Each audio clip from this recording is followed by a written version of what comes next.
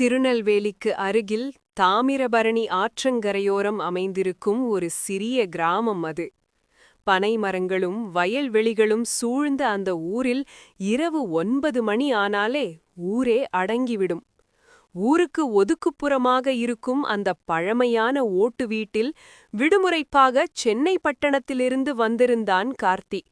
அவனுக்கு இந்த கிராமத்து நிசப்தம் புதிதாகவும் கொஞ்சம் திகிலாகவும் இருந்தது.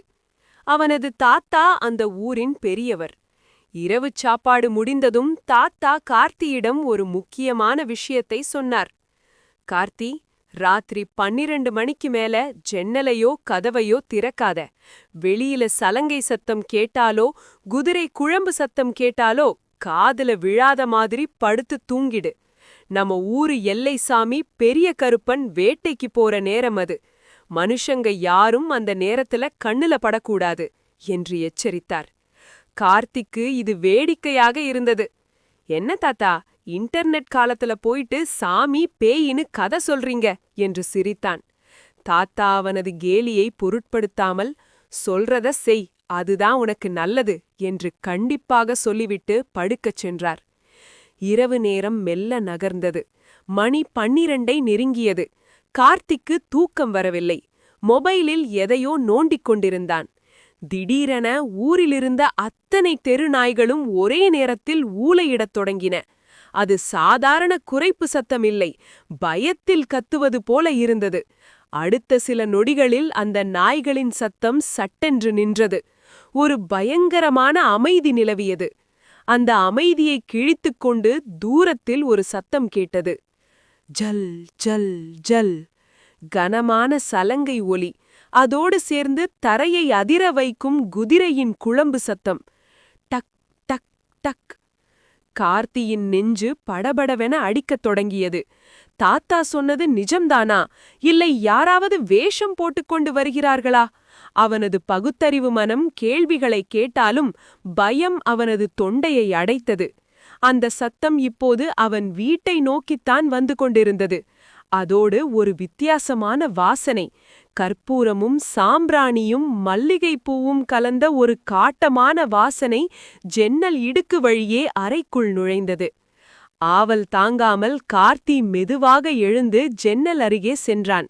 தாத்தாவின் எச்சரிக்கை நினைவுக்கு வந்தாலும் யாருன்னு ஒரு வாட்டி பார்த்துட்டா பயம் போயிடும் என்று தனக்குத்தானே சமாதானம் சொல்லிக் கொண்டான். மெல்ல மெரனல் கதவை லேசாக திறந்தான். வெளியே தெருவிளக்குகள் எதுவும் எரியவில்லை. அமாவாசை இருட்டு. ஆனால் அந்த இருட்டிலும் ஒரு பிரம்மாண்டமான உருவம் தெரிந்தது.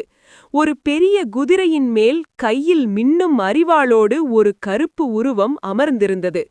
கார்த்தி உற்று பார்க்க முயன்ற அந்த நொடி அந்த குதிரை சரியாக அவன் வீட்டு ஜன்னலுக்கு நேரே வந்து நின்றது. குதிரையின் மூச்சுக்காற்று ஜன்னல் கம்பிகள் வழியே அவன் முகத்தில் அனலாக வீசியது. அந்த உருவம் மெல்ல தலையை திருப்பியது. கார்த்தி எதிர்பார்த்தது போல அது மனித முகமில்லை. இரு கண்கள் மட்டும் நெருப்புத் துண்டுகள் போல சிவப்பாக ஒளிர்ந்தன. அந்த உருவம் அவனையே பார்ப்பது போல இருந்தது. உடம்பு முழுவதும் தூக்கிப் போட கார்த்தி சட்டென்று ஜன்னலை சாத்தினான். அவன் உடல் நடுங்கிக் கொண்டே இருந்தது. வியர்வை கொட்டியது. தப்பு பண்ணிட்டோமே என்று அவன் மனம் அலறியது. மறுநாள் காலை கார்த்திக்கு காய்ச்சல் கொதித்தது. தாத்தாவிடம் நடந்ததை சொல்ல தைரியமில்லை. ஆனால் தாத்தா காலையில் வீட்டின் வாசலை திறந்தபோது அதிர்ந்து நின்றார். வீட்டின் நிலப்படியில் திருநீரு, விபூதி கொட்டப்பட்டிருந்தது. அது சாதாரண விபூதி இல்லை, இரத்தம் கலந்த சிவப்பு நிறத்தில் இருந்தது. தாத்தாவுக்கு புரிந்துவிட்டது.